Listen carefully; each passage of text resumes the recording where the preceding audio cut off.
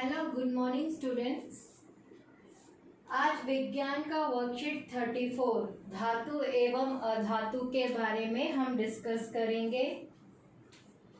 इस वर्कशीट में आयनिक यौगिक के बारे में डिस्कस किया गया है।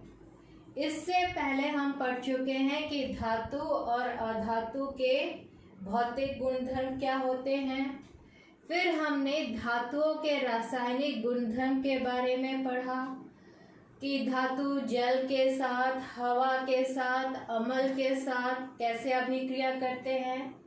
फिर हमने पढ़ा कि धातु जो है धातु लवण के साथ कैसे अभिक्रिया करके विस्थापन अभिक्रियाएं करते हैं। हमने फिर एक सक्रियता श्रेणी के बारे में पढ़ा। अब हम पढ़ेंगे कि धातु और अधातु जब आपस में अभिक्रिया करते हैं तो क्या होता है। तो ये जो धातु और अधातु के बीच में जो अभिक्रिया है उसको हम आयनिक यौगिक हेडिंग के अंडर पढ़ेंगे। सबसे पहले आयन क्या होता है। आयन वह परमाणु होते हैं। परमाणुओं में हमने अंदर पढ़ा था कि एक नाभिक होता है, नाभिक के चारों तरफ इलेक्ट्रॉन घूमते हैं। तो यह परमाणु अगर अपने अंदर कुछ इलेक्ट्रॉन को त्याग कर दे या फिर बाहर से कुछ अधिक इलेक्ट्रॉन ले ले तो वो आयन बनाता है। अगर वो इलेक्ट्रॉनों का त्याग करता है तो वह परमाणु पे को प्लस मार्क्स मिलेगा और वो धना आवेश या धनायन बनाएगा, क्योंकि उसने त्याग करने का काम किया है। तो आप इस तरह याद कर सकते हो, क्योंकि उसने इलेक्ट्रॉनों का त्याग किया है तो वो महान बन गया, इसलिए इसे प्लस मार्क्स मिल गया। इसको धनावेश कहते हैं या धन आयन कहते हैं। धातुएं, जितनी भी धातुएं हैं वो मोस्टली इलेक्ट्रॉनों का त्याग करती है, तो उन पे प्लस का निशान लगता है। धनायन वो धनायन बनाती है। उसी तरह वह परमाणु जो इलेक्ट्रॉन दूसरों से ग्रहण करते हैं उन पर ऋण आवेश माइनस का निशान लगता है और वो ऋणायन बनाते हैं। और जितने अधातु हैं वो इलेक्ट्रॉनों को ग्रहण करते हैं। क्योंकि उन्होंने दूसरों से इलेक्ट्रॉन लिया है तो हम याद करने के लिए ऐसा लिंक बना लेते हैं कि इसे माइनस मार्क्स मिला, इसलिए इस पे ऋणावेश है और ये बनाता है ऋणायन। तो अधातु जो है वो ऋणायन बनाते हैं और धातु जो है वो धनायन बनाते हैं। अब है कि धातु और अधातु आपस में जब अभिक्रिया करते हैं तो वो मिलकर एक प्रकार का उनके बीच में बॉन्डिंग बनता है, एक प्रकार का बंध बनता है जिसको हम कहते हैं आयनिक आबंध। अभी हम इसके बारे में और भी डिटेल में पढ़ेंगे आगे। अब है कि ये परमाणु इलेक्ट्रॉनों का त्याग क्यों करते हैं या इलेक्ट्रॉनों को ग्रहण क्यों करते हैं। क्वेश्चन आता है कि इनको क्या जरूरत पड़ी है। परमाणु के अंदर आराम से इलेक्ट्रॉन है, वो इलेक्ट्रॉन त्याग कर रहे हैं या फिर इलेक्ट्रॉन ले रहे हैं। क्या जरूरत है इसकी? इसकी जरूरत है कि आपने एक प्रकार के गैसों के बारे में पढ़ा होगा जिसको हम कहते हैं उत्कृष्ट गैस, नोबल गैसेस, जिसका बाहरीतम कक्ष हमने पढ़ा था कि परमाणु के अंदर 4 प्रकार के कक्ष होते हैं, K, L, M, N। उनका ये जो उत्कृष्ट गैस होते हैं जैसे हमारा हीलियम हो गया, उसके बाद हीलियम के बाद और भी ढेर सारे हमारे नोबल गैसेस आते हैं, नियॉन हो गया, आर्गन हो गया। अगर आप देखोगे इनका बाहरिया कक्ष जो है हमेशा भरा रहता है, जितना होना चाहिए। K में 2 होना चाहिए, L में 8, M में 8, N में 8 हमने पढ़ा था। तो यहाँ पर हीलियम में बाहरिया कक्ष में 2 होते हैं, नियॉन में जो होते हैं वो 8 होता है, आर्गन में M में 8 होता है।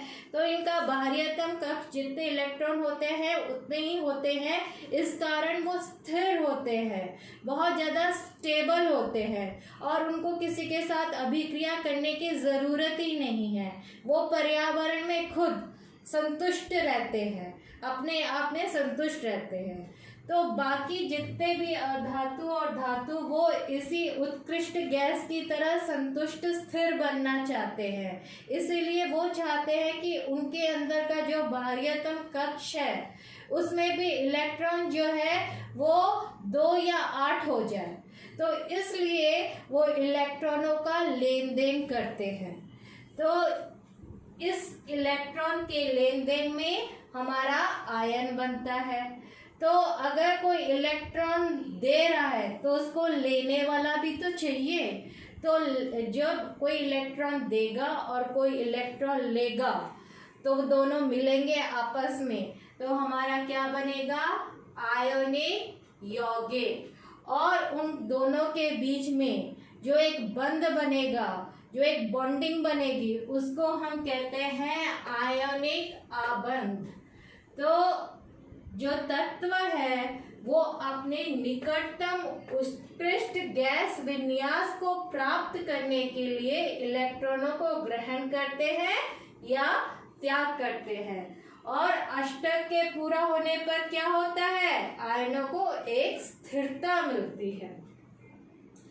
अब इसी कारण से धातु इलेक्ट्रॉनों का त्याग करते हैं और अधातु क्या करते हैं, इलेक्ट्रॉनों को ग्रहण करते हैं।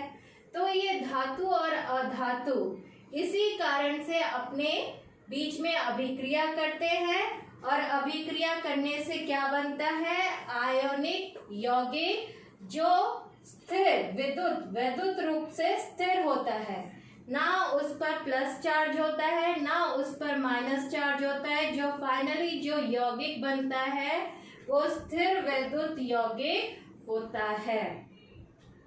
अब हम कुछ उदाहरण से देखेंगे कि ये स्थिर वैद्युत यौगिक जो है, आयोनिक यौगिक, धातु और अधातु में कैसे बनता है। यहाँ पर लिया गया है सोडियम क्लोराइड। सोडियम क्लोराइड जो है, जो नमक हम खाते हैं उसको कहते हैं। सोडियम क्लोराइड में एक सोडियम होता है, एक क्लोरीन होता है। सोडियम हमारा धातु है और क्लोरीन हमारा अधातु है। अगर आप इसकी परमाणु संख्या देखेंगे तो सोडियम की परमाणु संख्या कितनी है, 11, और क्लोरीन की कितनी है, 17। इसका मतलब है सोडियम में कितने इलेक्ट्रॉन है, 11, और क्लोरीन में कितने हैं, 17। तो अगर हम इसका इलेक्ट्रॉन वितरण का चित्र बनाएंगे तो सोडियम के शेल में कितने आ गए, 2। उसके बाद एल शेल में आ जाएंगे हमारे 8, और एम में कितना बच गया, केवल 1। तो अगर सोडियम इस एक इलेक्ट्रॉन का त्याग कर देगा तो उसके बाहरियतम कक्ष क्या बन जाएगा, ये एल शेल, और एल शेल में कितने हैं उसके 8 इलेक्ट्रॉन है। तो अब उसका अष्टक पूर्ण हो गया कि नहीं। तो बस कंडीशन है कि उसे इस एक इलेक्ट्रॉन को त्याग करना है। त्याग करने के लिए उसे क्लोरीन के साथ वो अभिक्रिया करेगा, क्योंकि क्लोरीन के पास कितने हैं, 17 इलेक्ट्रॉन। अगर हम इसका इलेक्ट्रॉन वितरण करें तो के में कितने हो गए, 2, एल में कितने हो गए, 8, एम में कितने हो गए, 7। तो ये अगर एक इलेक्ट्रॉन कहीं से ले लेगा तो इसका भी एम जो कक्ष है उसमें 8 इलेक्ट्रॉन हो जाएंगे, तो इसका भी अष्टक कंप्लीट हो जाएगा। तो ये एक देकर इसका अष्टक हो जाएगा, ये एक लेकर इसका अष्टक कंप्लीट हो जाएगा, और ये दोनों आपस में मिलके बनाएंगे सोडियम क्लोराइड। जो नमक हम खाते हैं।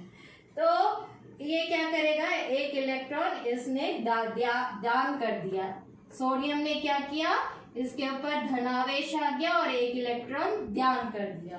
वहीं पर क्लोरीन ने क्या किया, इस एक इलेक्ट्रॉन को ले लिया और बन गया क्लोरीन क्लोराइड। इसका ऋणायन बन गया क्योंकि इसने एक इलेक्ट्रॉन ले लिया है।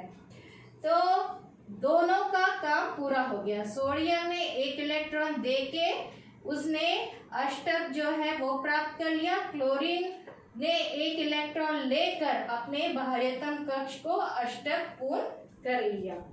तो इस तरह सोडियम क्लोराइड एक आयनिक यौगिक का निर्माण हुआ।